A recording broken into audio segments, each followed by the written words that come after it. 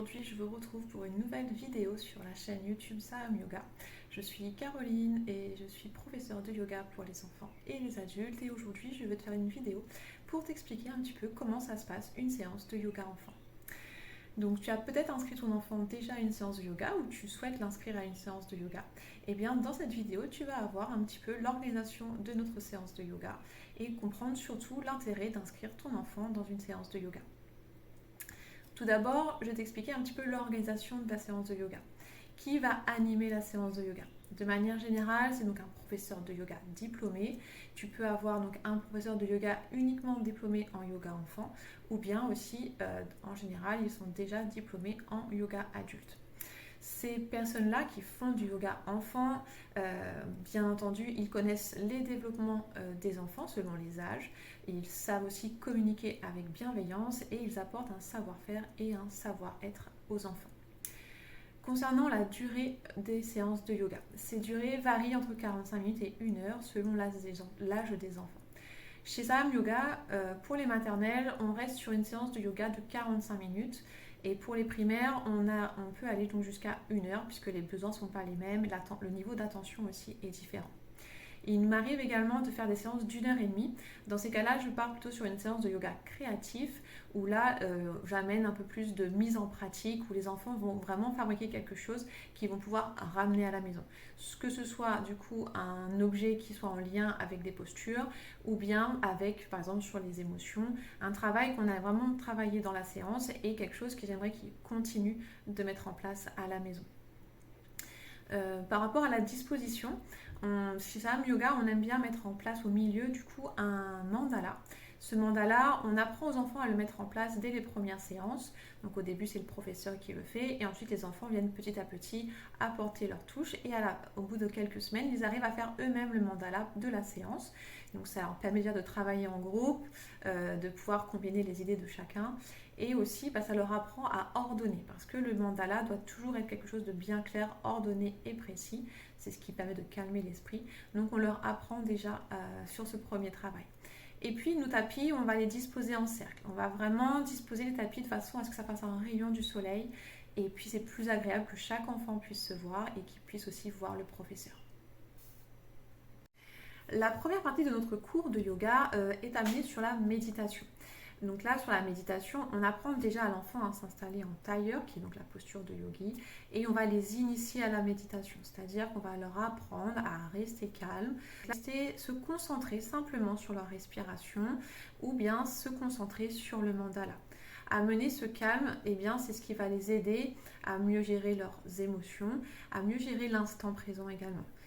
Les enfants, c'est comme les adultes, encore plus, ils ont tellement de choses dans leur tête, ils ont envie de bouger à chaque instant.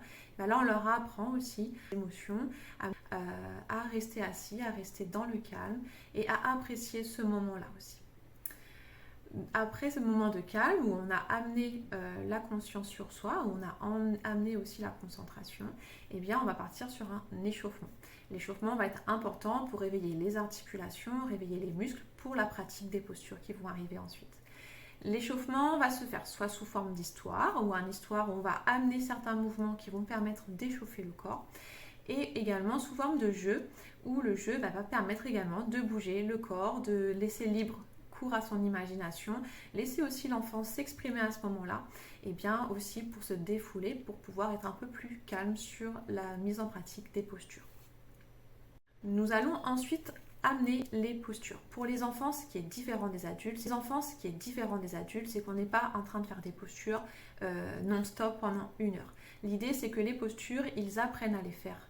Il faut que ce soit ludique, il faut que ce soit attrayant et aussi il faut que ça puisse être mémorisable facilement.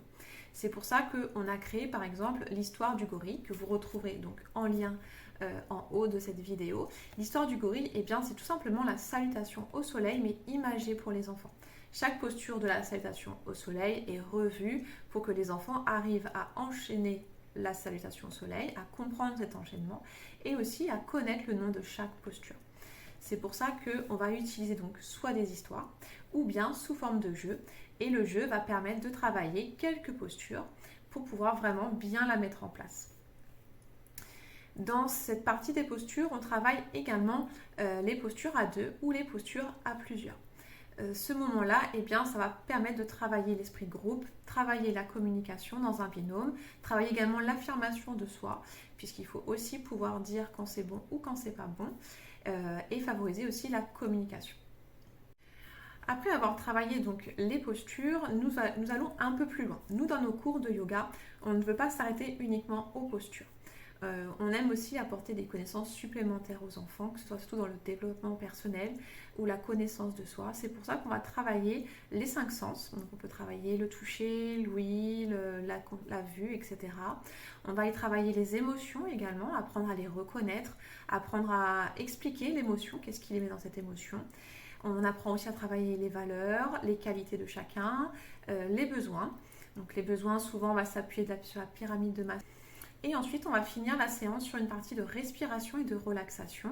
C'est une partie qui est très importante, et bien déjà de finir la séance sur un moment de calme, mais aussi d'apprendre à respirer.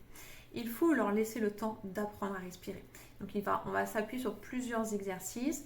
On va avoir soit la respiration yogi, qui est la respiration complète. On peut aussi utiliser la respiration dos à dos, la respiration avec la plume, etc. On essaie aussi pareil, de faire sous forme de jeu, sous forme d'histoire, pour que ce soit plus agréable pour les enfants.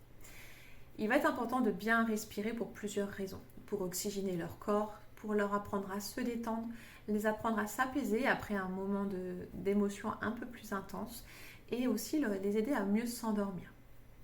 Et vient ensuite la partie de la relaxation, où là, toujours la relaxation qui va être guidée.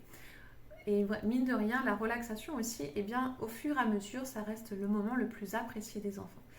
Parce que les enfants, en fait, ils vont aimer rester au calme, allongés et écouter l'histoire.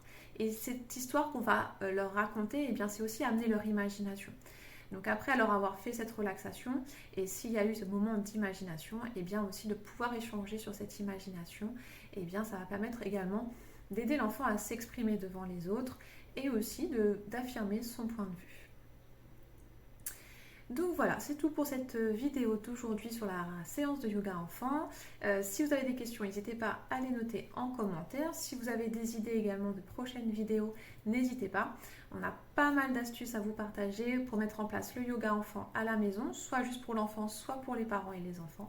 Donc voilà, n'hésitez pas à partager cette vidéo et à vous abonner à notre chaîne. À très vite!